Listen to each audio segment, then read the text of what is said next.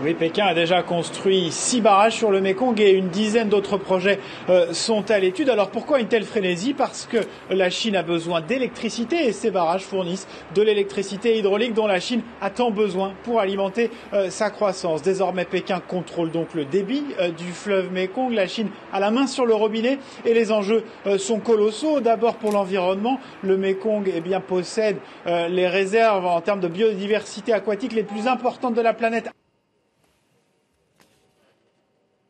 Dizaines de millions de personnes vivent de la pêche des eaux du fleuve Mékong. Et enfin, il y a des enjeux politiques. En 2016, par exemple, la Chine a limité les effets de la sécheresse au Vietnam en ouvrant les vannes de certains de ces barrages. C'est pour cela que le Premier ministre chinois en personne se rend à ce sommet aujourd'hui au Cambodge.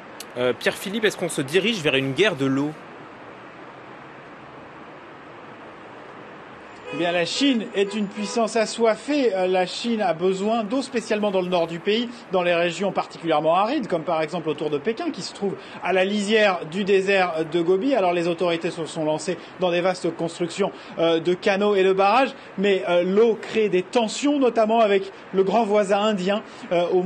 L'automne dernier, Pékin a refusé de livrer des statistiques, des données hydrographiques sur le fleuve Brahmapoutre qui prend sa source au Tibet, côté chinois. Et conséquence, les autorités indiennes ont eu du mal à anticiper les effets des inondations meurtrières, plus de 600 victimes. Alors oui, l'eau est une source de tension d'ores et déjà en Asie. Merci beaucoup pour ces éléments. Pierre-Philippe Berson en direct de Pékin.